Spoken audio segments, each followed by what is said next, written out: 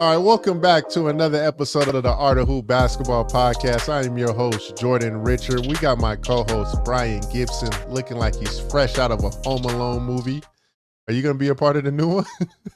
Oh, you ready? That's going to be the cover of it? Yeah, that's gonna be the cover. A black dude with the looking scared. The wet Yeah. and the sticky bandits coming after me. Yeah, you look like you one of the robbers in the movie for sure. For sure, bro. Nah, but what's good, bro? How's everything, dog? I'm good, bro. I'm blessed. I'm blessed. I cannot complain. Yes, sir, man. Talk to me. We had a couple lists of games today. Talk to me. What Yes. we So got? first game we can go through. Phoenix beat up on Washington, 118-98. Your boy Javale off the bench killed it. He had 17 and 8 in 15 minutes. On the year, he's at 10 and 17 in 16 minutes. So to me, he's kind of creeping up in the sixth man of the year category so far this year. But I think, just a lot of times people look at JaVale and they think of Shaqtin' a fool and the jokes and all that, but put all that aside, he's balling out this year. Yeah, they need to put the respect on JaVale McGee's name. First off, he's a three-time NBA champion. Let's just start right there. And then on top of that, like he's the impact that he's had on the Phoenix Suns. He led the team in scoring tonight. And then two, he's averaging in the last 5 games, he's averaging 13 and 10. Like Yeah. his numbers have been amazing in the minutes that he's gotten because what is he averaging on the season, like 16? In 16 minutes, he's at 10 and 7. Yeah, and I what's funny is I think that like it's not a stat. It is kind of a stat, like contesting shots, but being a rim protector and having that presence, to alter shots is big time. And I feel like they missed that, especially a lot last year. Like, getting over that hump when DeAndre Ayton, would come out the game. They needed a guy that could kind of fulfill that role of DeAndre and be a rim protector. And now they got it. And then he also can run the floor. He's very mobile as a big. I like the things that he did because shoot, look what he did for the Lakers. That was a big time addition. Look what he did for the Warriors, big time addition. So, what do you think? My question is, do you think with the way that the Suns bench is, with JaVale emerging like he is, that they have enough to contend or to get back to title contention with their role players that they have on the team this year? I love Cameron Johnson. I love him. I think right now they are still missing that score, that can fill in when Book is out. When you have players that wear down in different moments, you can put them in, give the other guy a breather, and then you can bring in a guy that could come in and give you immediate impact scoring, no matter if it's efficient or not. Like we just need someone that could like break someone down a little bit off the dribble, get some quick buckets. I think that they missing that, for them to just me legitimately say with all confidence, like, yeah, that team's gonna, win a title. It's not really about, to me, it's not really about, oh, can we get there? Because they've already shown that. But to me, it's can we get it? Can we win that title? Do I have 100% confidence in them getting it? I think if they get another one, and I wouldn't be surprised if they do that. They've already addressed the shooting. They got Cam. They just add your Landry to the mix. So I just feel like if they get a microwave score, score off the bench, play off the dribble a little bit, that'd be nice. What about you? To me, I think they can get back to where they were with the team that they have. I love chemistry, and bringing someone in that's it's like you said, a microwave scorer, someone that's gonna take the ball and have a high usage rate. It could help them, especially with injuries or to spell players. But I think with staggering time between CP, Book, and Aiton, I think you have three offensive threats right there. And with CP being the maestro that he is, putting people in the right positions, I think that they can get back to where they were, and they're championship ready. The continued growth of Mikal and Cam and Campaign and their young guys, I think they're still growing, and through the years through this season they're gonna go through a tough spot because they've been on this streak and they've won all these games, but there's going to be a time where they might lose 2 out of 3, and I think that's going to bring the team together. and they're going to band together, and it's going to be players that are going to come out of nowhere that are going to come up with a good 20-point game out of nowhere. There's going to be a player like Javale did tonight where he's just going to, scrap and get 17, and you have no answer for it. So I just think with the camaraderie that they had a year together in the bubble where they had the best record in the bubble. They had the second best record in the league yet. Last year, they beat the Lakers in the first round. When they played the Lakers in the first week of the season, I saw a lot of trash talk and puffed up chests. So they believe in themselves, and I think that this group of players can get back to the finals. Puffed up chest, but the Lakers did get hurt. The Lakers Oh, did have an advantage at one point. I'm So not saying they didn't. I'm just saying that's but I like this team. It's yeah. just the route is a little different. And injuries happen too.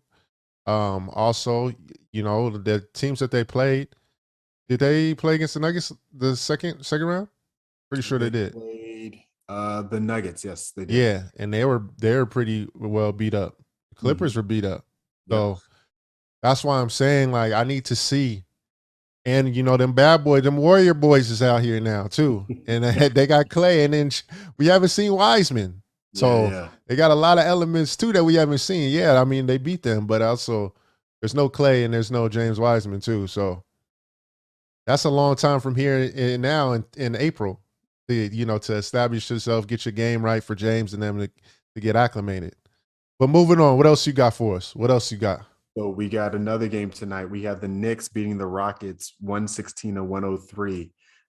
So the Knicks came through with Julius Randle having a good game tonight. He had 21, 6, and 6. And it looks like they shut down. They didn't shut down the Rockets, but there was a big chasm in the game between it was just a 20-point game throughout a lot of the game. The Rockets put up a good fight, but you could just see the talent difference between the two teams.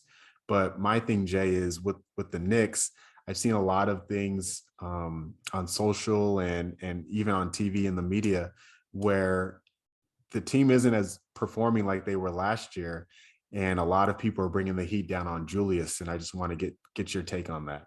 And Knicks fans remind me a lot of Laker fans. It's crazy. Like they finally get there, right? And then they lose to a very good Atlanta Hawks team, right? And then after they lose, it's like they turn on them.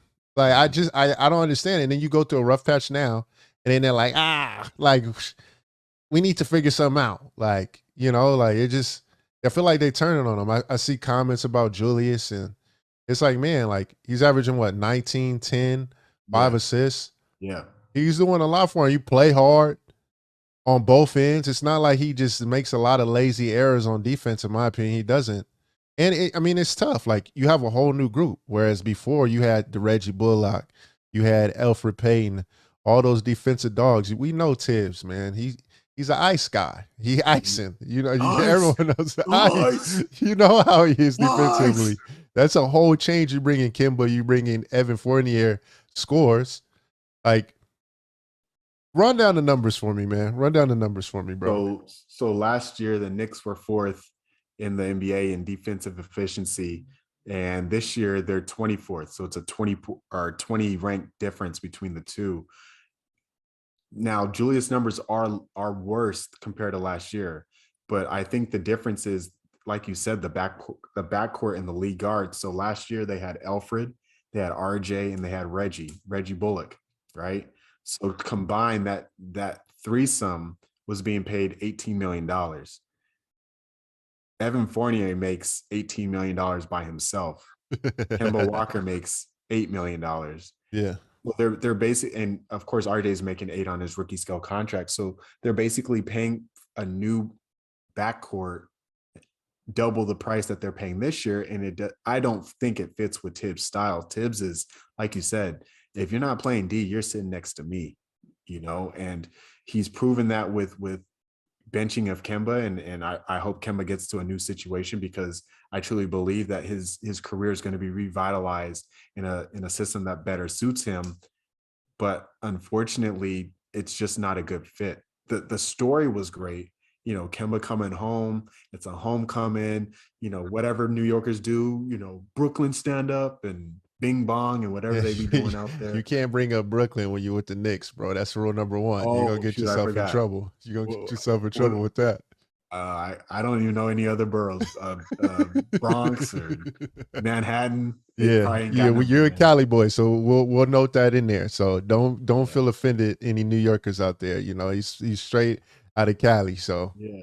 But I just think that, when you bring in this threesome of players, you're asking these players to defend, and Thibs does not like to switch. Like, you got to stay with your man. You got to stay in front of your man. yeah, So because there's so much stress now on the front court and your wings are getting blown by so many times, you're asking now your back court with Julius and Mitch Robb and Nerlens Noel, you're asking them to extend themselves over on the help side yeah, to contest the shot. So you're asking your backcourt, or I'm sorry, your front court, to expend even more energy on the defensive end to try and patch the holes that you guys created in the offseason. So I love Julius. I think Julius is a beast. Give him the ball on the block and he's going to go to work. But you can't ask him to do that and then patch up what's going on the defensive end as well. Stars usually have role players around them that help them take possessions off when they need to on the defensive end or even on the offensive end in some cases. But it seems like Julius is just being asked to do everything on both sides of the ball. Not saying that he can't, but you're stretching him more than he needs to be stretched. yeah. I mean, Emmanuel quickly bought out tonight. He's gonna show some promise later on down the road. I mean, he's showing some promise now. He's been playing well, especially now that he's getting the minutes. But also, we got to take into consideration like you got Burks now coming in playing the point. I like the point shooting guard kind of deal. Yeah. I know they get the It's like a ball to hybrid. like D Rose too, and then Emmanuel quickly but there still isn't certainty in terms with other lineup, in my opinion. So also that, and then we don't know what's going to happen from now to the trade deadline. They might bring in a defensive guy to kind of help and offload. So if I'm a Knicks fan, you guys got to have a little bit of patience. We still a new team. Yeah, I know we got to the spot last time, but we got a whole new squad with a whole new formula, guys. It takes time for people to buy in. So that's my thought on the Knicks. But shout out Julius, bro. Full dog, Yep. animal. Yep. So that's all I'm gonna say about that because I'll start getting on the rant. But all right, what we got next? What we got You'll get next? on your soapbox. Yeah, Uh, thanks. next we got actually Brooklyn, the team that I just disrespected. Um, they beat Philly 114-105. Your boy KD had 34, 11, and 8. Jay, is this an MVP season for KD? Absolutely. And it's tough because you got Steph on the other end, but a player like KD, what he's doing right now, he leads the league in scoring. He's almost shooting 50, 40, 90. He's Yep. only down on the 50, 40, 90 on free throws. He's at 88%. But what Mhm. I saw tonight, you know what it reminded me of? Like you see a lot of these training videos, right? Of like the little pop-up defenders and you just shoot over the pop-up defenders. That's what I thought I was watching out there, bro.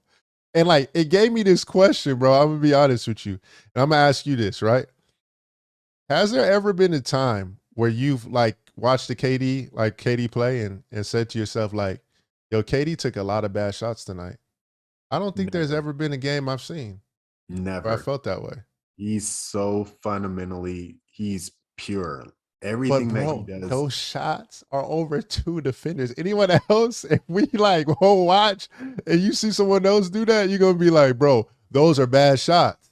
But I watch him and I'm used to it. And we're spoiled because it's just like, bro, every shot that he took was over two today. Yeah. And he's shooting Yeah. over the top. Yep. And he's getting the ball where he likes it. He's getting it at the free throw line extended And we on the not block. taking no credit away from Danny Green. Danny Green is a hella defender too. I'm gonna tell you that right now. And Tobias, all of them, he just shooting over the top. It's tough. Every top defender I've seen, he shoots over the top of. He just looking over him, and it's crazy to me. But yo, back to his numbers, bro. Go ahead. Yeah, yeah. It's like, Jay, it's like if someone picked up David Robinson from the 80s and the 90s gave him a 3-point shot and a handle and a jumper and just dropped him back off in I'm 2021. not even putting that. Don't get me started on the 80s because we go in 80s and then people start getting all offended and all this type of stuff. I feel like if KD was in the 80s, he might average 80, to be honest with you. I'm going to be real with you, dog. KD is an animal. What I'm seeing out there is a pure display of art. You see the name, The Art of Hoop? That's what I'm seeing, a pure display of art. Yeah. Because what he's doing, it's not natural to see. That's number one. And just like he's making assist reads, 8 assists. Like he's doing it all out there, and people aren't really recognizing. Getting rebounds too. He had 11 rebounds. He's almost had a triple double these last 3 games, if I'm not mistaken. I don't know if he got a triple double the game before. Correct me if I'm wrong, but yeah, and 50, 40, 90. Let's just get to that. He's Well, scoring remember we looked at his stat, advanced stat. He was in isolation situations where basically ISO for you guys out there is when, where you have a one-on-one kind of matchup with a defender and it's just you against him. That's what we consider an ISO. So he was shooting 65% in ISO situation, which is lunch meat. That's what I'm saying. Like, Lunch bro, meat. thanks. KD's the dude that came to school with the lunchbox, and his sandwich had the premium meats. He didn't have no bologna. Yeah, he didn't have the Lunchables, bro. He didn't have that at all. You know what I'm saying? He had the full joint, bro. Toasted bread and everything. Yep. Went into the teacher's lounge and got his stuff heated up. But you know what, Jay? I think that when coming into the season, I feel as though people were handing Steph the MVP trophy before the season even got started. I feel as though this happens a lot where, and no disrespect to Steph, because Steph is going bananas this year. And he beat Ray Allen's record too. So kudos to you, bro. Respect to that. But I just feel as though there's times where we're coming into the season and there's already a narrative of who the MVP is going to be.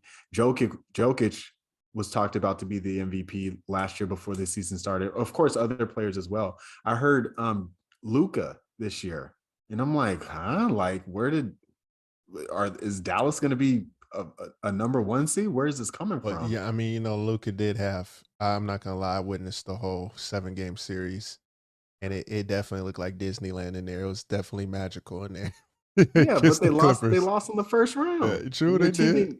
Their team didn't get that much better, so I don't understand where this talk is coming from. Yeah, but I seen Ty Lue dig into every defensive coverage imaginable. Honestly, I've played overseas professionally 8 years. He did every defensive coverage I've ever seen in my basketball career. So, I mean, I understand kind of like where they were trying to go with it, but Jokic's numbers is absolutely nuts too. We're not going to discredit that dude because he's been killing me. I'm playing against him in fantasy right now, and I sweat every time this dude is playing against me for the night because it's going to definitely be a triple-double type of time. So, yeah. Oof. All right. Well, KD, I think you're the MVP, so keep it up. Yeah, so far we still got another half to go. Have we reached the halfway point yet?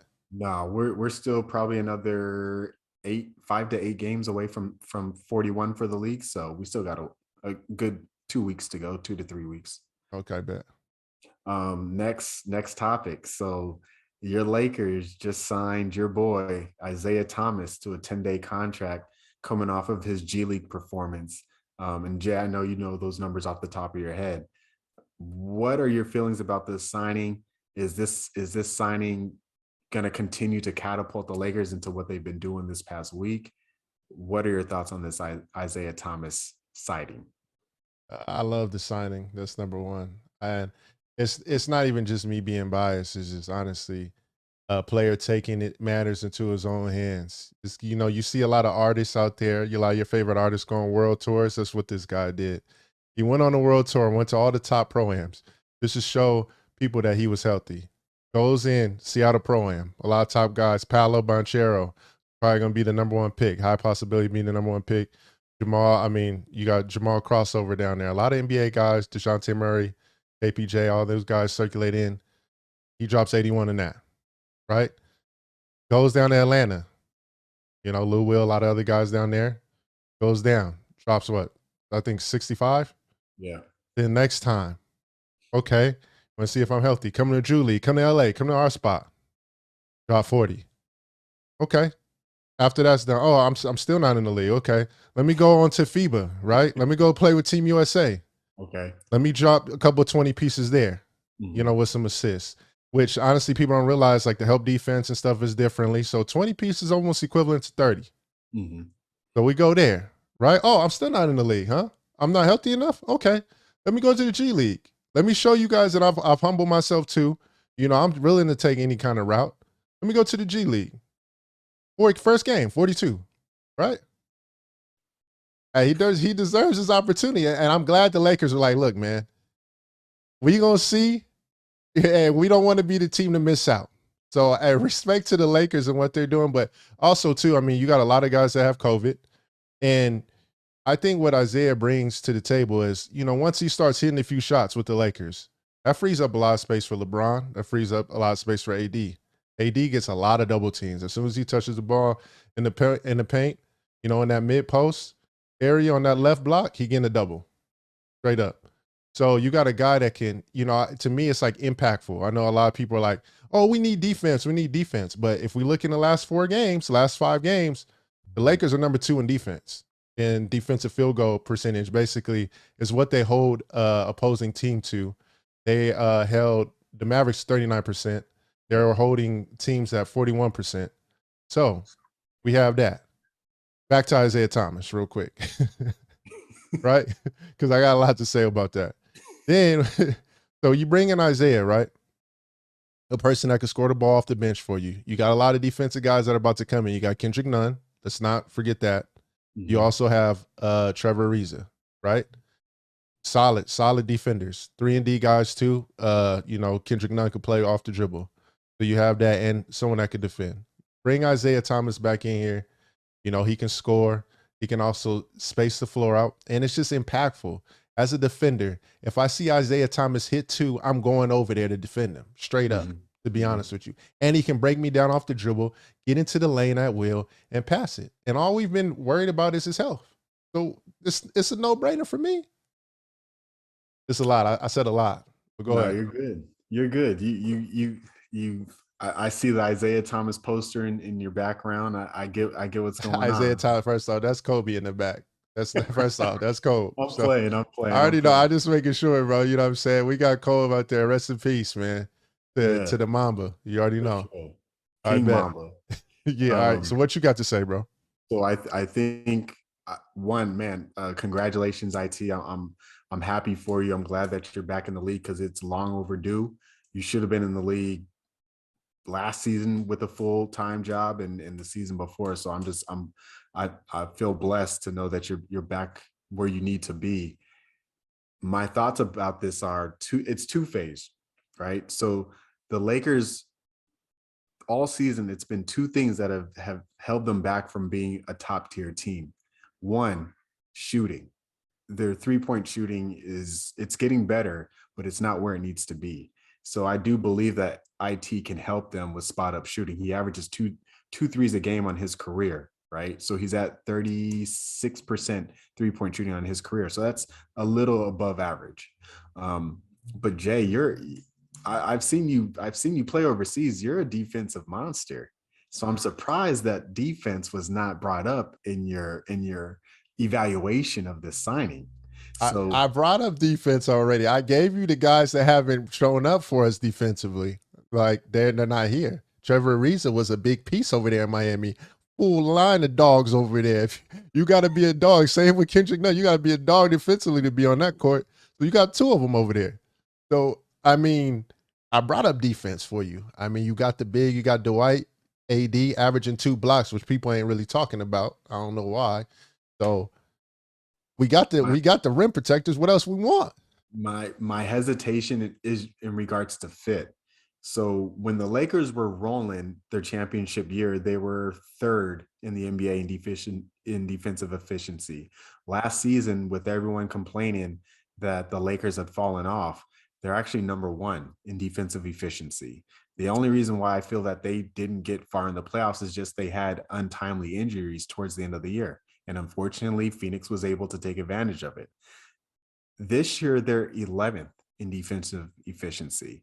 So they're closer to the mid pack. And I don't think that, especially with all these players in protocols, I don't know if Isaiah is the need of the team. I think to get them back to where they need to be in terms of rolling and where they're just locking people up, they needed a defensive minded player because they already have Russ, they have LeBron, they have AD, they have players that are going to generate offense no matter what.